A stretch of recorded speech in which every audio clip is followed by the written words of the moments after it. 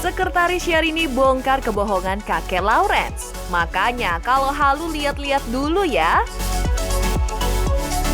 Benarkah kemampuan Indigo Roy Kiyoshi bikin ia kecanduan obat? Atala Naufal botakin kepalanya. Aduh, ada-ada aja ya mantu lovers. Eits, tapi sebelumnya jangan lupa like, comment, and subscribe biar Ramadan kalian makin mantul alias mantap betul.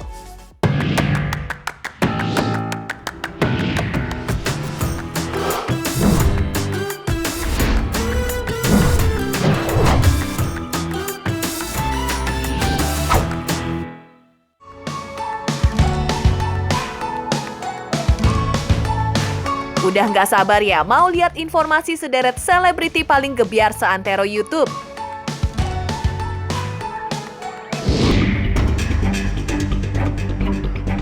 Mantu lovers, yang namanya public figure nggak melulu soal kemewahan dan hidup serba enak ya. Justru semakin meroket popularitas selebriti, ada aja deh kejadian yang bikin gregetan. Sama seperti yang terjadi pada seleb cetar membahana Princess Syahrini nih. Beberapa waktu lalu, muncul laki-laki bule berusia 80 tahun bernama Lawrence. Halunya sih pernah punya hubungan spesial dengan Syahrini. Sekretaris Syahrini, Ita pun geram dan akhirnya angkat bicara mantu lovers. Satu persatu tabir kebohongan Lawrence akhirnya terbongkar.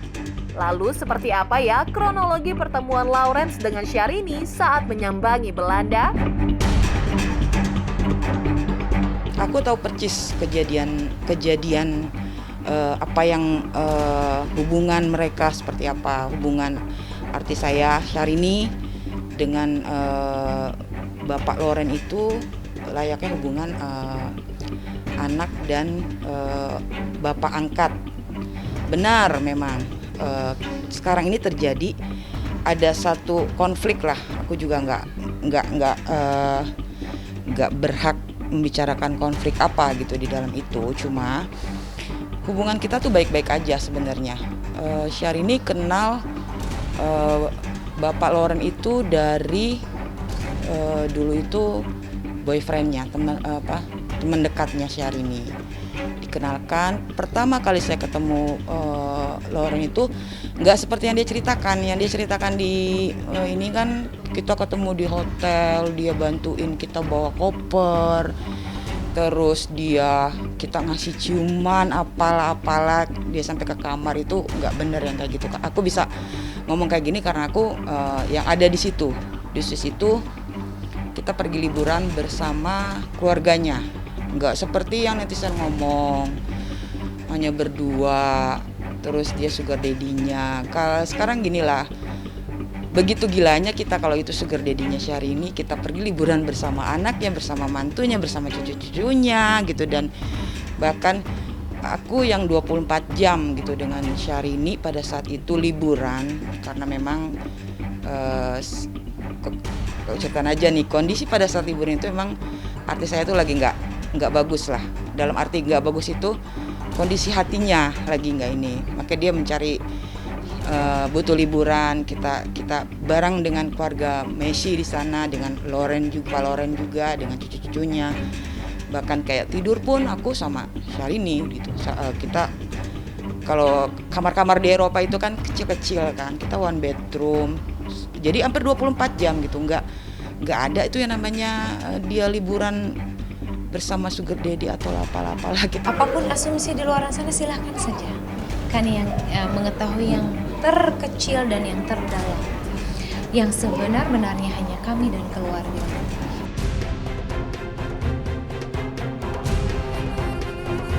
Cuma sekedar teman cerita ataupun bapak angkat, kabar tentang Lawrence sebagai sugar daddy adalah salah besar alias hoax. Kenal dekat tapi nggak ada hubungan apapun? Benarkah waktu Lawrence sempat ke Indonesia, Syahrini lah yang menggelontorkan biaya liburan Lawrence? Tapi aku kan sama suami ini orangnya suka ketawa ya. Tidak ingin menanggapi dan ada di zona itu. Beda frekuensi. Beda, jadi frekuensi kita udah ada. Dan itu pernah ada satu inilah, memang aku yang ngurusin semua, dari tiketnya mereka, dari hotelnya mereka, dari akomodasi di Jakarta, penjemputan, makan segala macam itu artis saya yang ini. Jadi sugar daddy yang di mana? Kalau sugar daddy ya masa di artis saya yang bayar gitu. Melebar kemana-mana menyangkut nama baik. Tentu pihak Syahrini nggak tinggal diam mantu lovers. Meskipun sekretaris serta manajemen hendak bertindak tegas, namun Syahrini menghimbau untuk nggak menghiraukan haters yang nggak penting.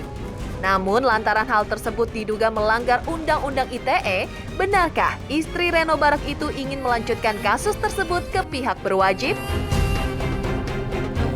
Ya udah jawab aja gitu.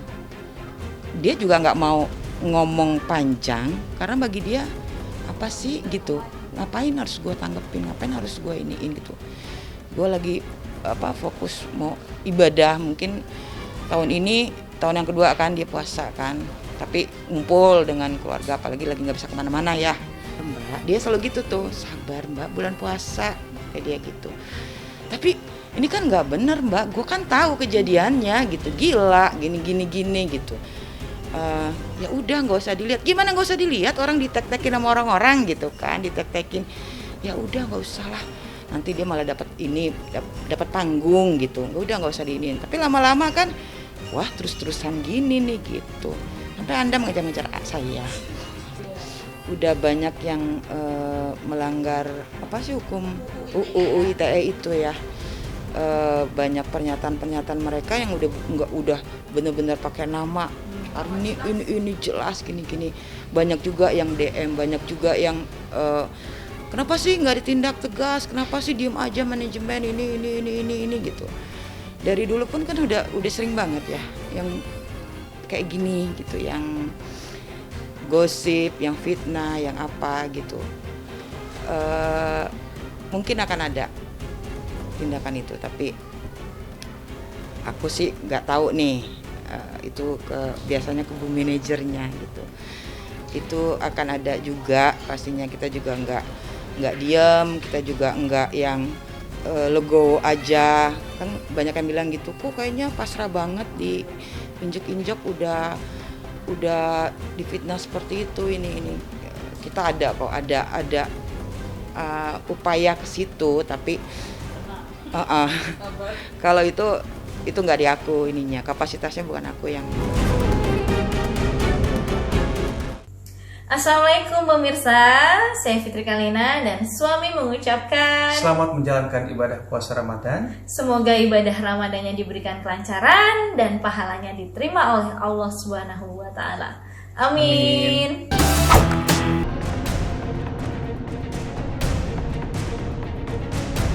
Mantu lovers, penanganan kasus Roy Kiyoshi memasuki babak baru nih. Setelah menjalankan assessment, akhirnya host sekaligus pakar supranatural itu dititipkan ke rumah sakit ketergantungan obat akibat ketergantungan pada diazepam alias obat tidur.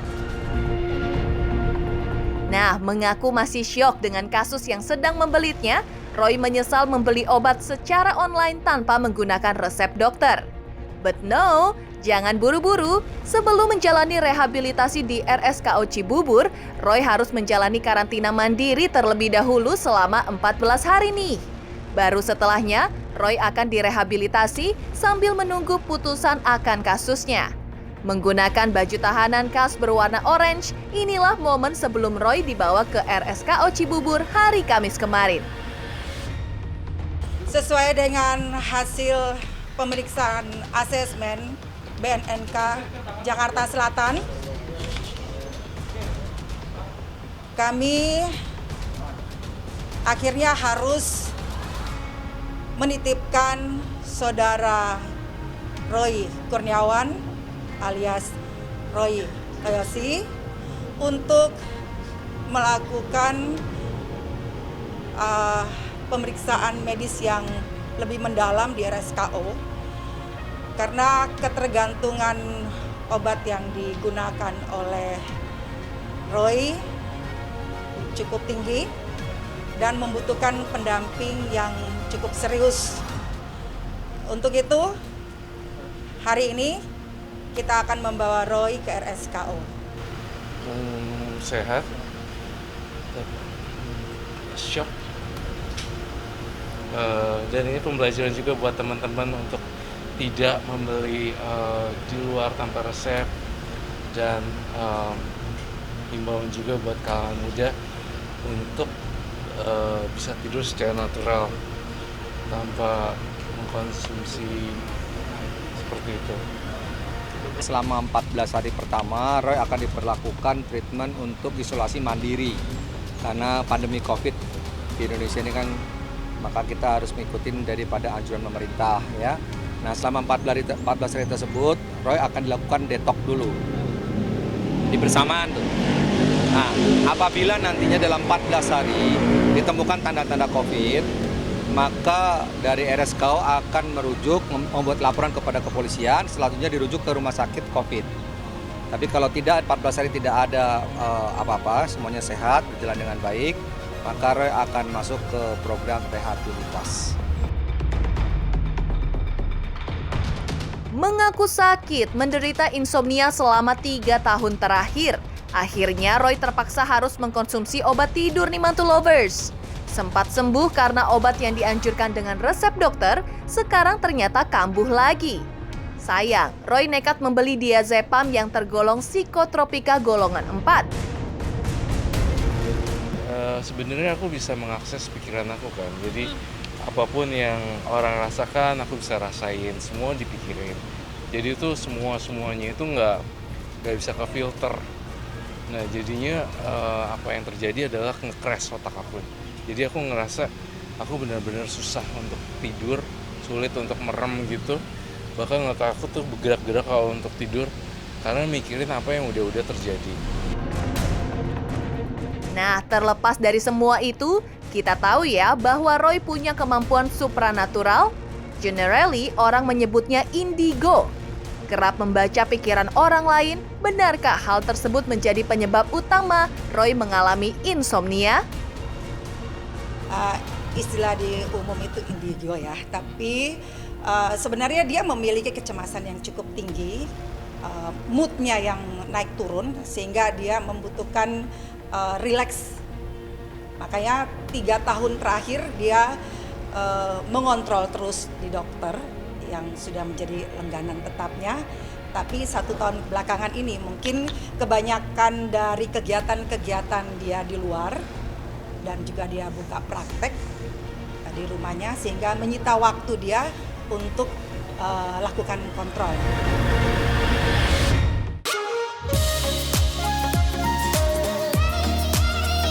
Lebaran sebentar lagi. Nggak kerasa ya Mantul Lovers, umat muslim di seluruh dunia sedikit lagi meraih momen kemenangan. Tapi ada fenomena yang bikin Mimin Mantul jadi geleng-geleng kepala nih.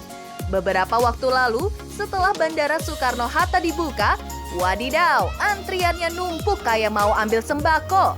Saking semrawutnya, hal tersebut bikin Nikita Willy jadi prihatin nih. Sebenarnya prihatin.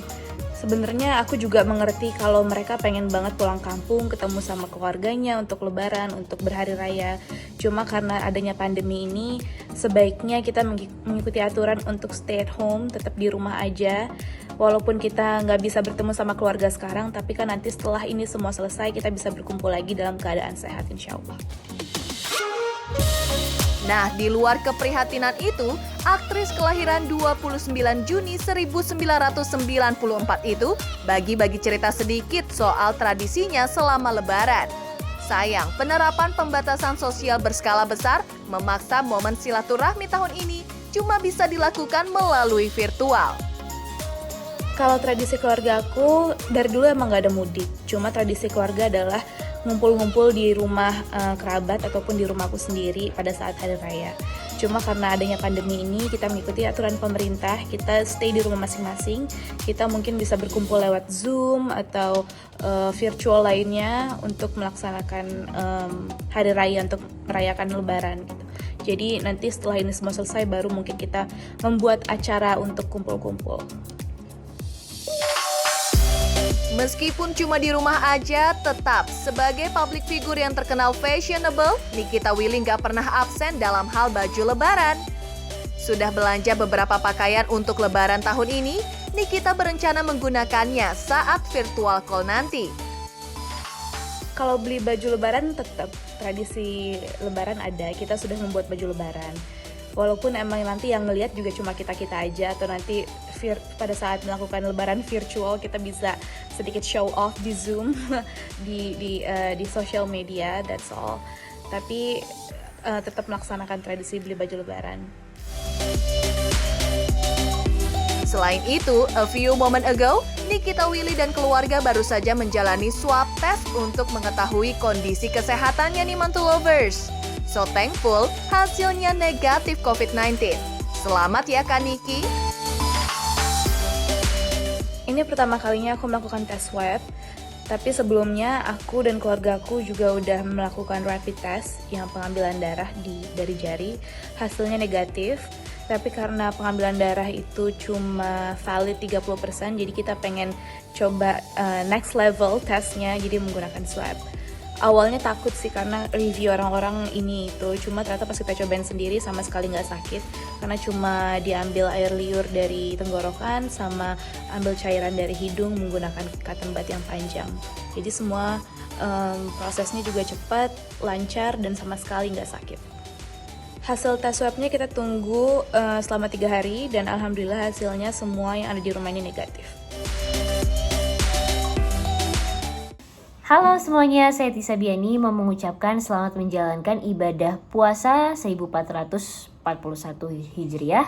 Semoga puasa di tahun ini bisa selalu diberikan keberkahan dan kelancaran dalam menjalaninya.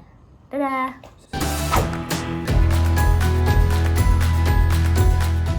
Hayo Mantu Lovers, siapa di antara kalian yang gabut selama self-quarantine? Tenang aja, kalian gak sendirian kok. Adik Verrell Bramasta sekaligus putra Vena Melinda Atala Naufal lakuin hal unik. Anti-mainstream alias beda dari yang lain, unexpectedly Atala botakin rambutnya Mantu Lovers. Gimana tuh jadinya kalau botak ya? Bukan tanpa alasan, gak taunya pesinetron berusia 20 tahun itu gabutnya kebangetan. Gak pikir panjang, kita lihat aja deh tampang lucu Atala Naufal waktu botakin rambutnya. Oke guys, gue pengen botakin rambut nih gara-gara gabut di rumah nih. Semoga hasilnya bagus ya.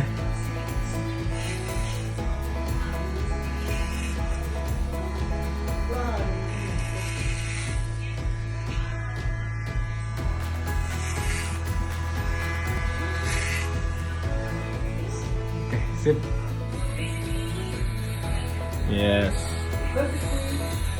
Yes, udah mulai kayak telur guys.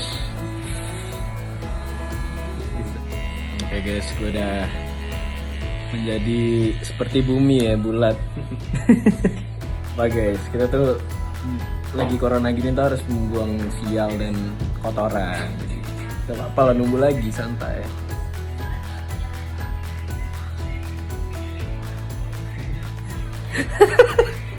Itu botol kecap. Gak mau admit it bahwa dirinya tergolong kaum rebahan, Atala pun lakuin beberapa hal untuk membuktikan dirinya juga gak kalah produktif dari sang kakak. Sebagai public figure, ia juga peduli pada penampilan tubuh nih Mantu Lovers. Alhasil, kekasih Aisyah Akila itu jadi rajin olahraga pingpong deh. Bahkan di sela waktu luangnya, Atala spend time a lot untuk mencuci mobil loh.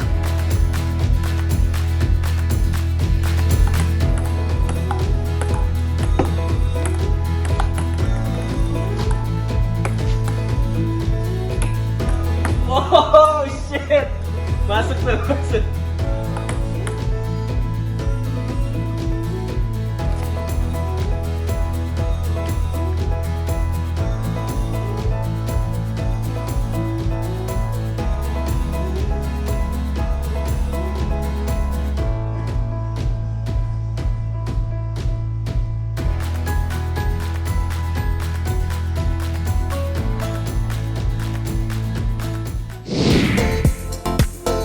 Having a lot of times di luar aktivitas syuting sebagai public figure, aktor muda Angga Yunanda punya cara asyik supaya nggak boring dan mati kutu. Ngajak bestmate-nya Adisti Zara, Abun Sungkar hingga Dania Salsabila, cowok berusia 19 tahun itu asyik main tebak kata. Terpisah menjadi 2 tim, mampukah Angga dan Zara menebak seluruh kata?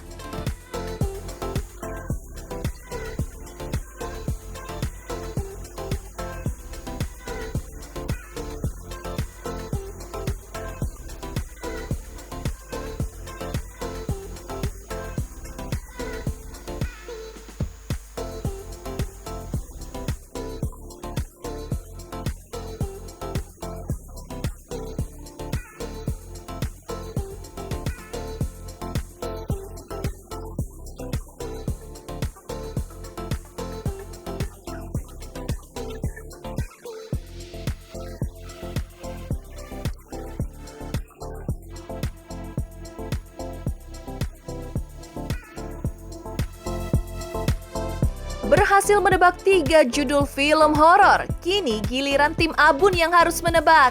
Gak mau kalah, ragam siasat pun dilakukan oleh tim Angga. Tampak kompetitif, kira-kira siapa ya yang bakal menang?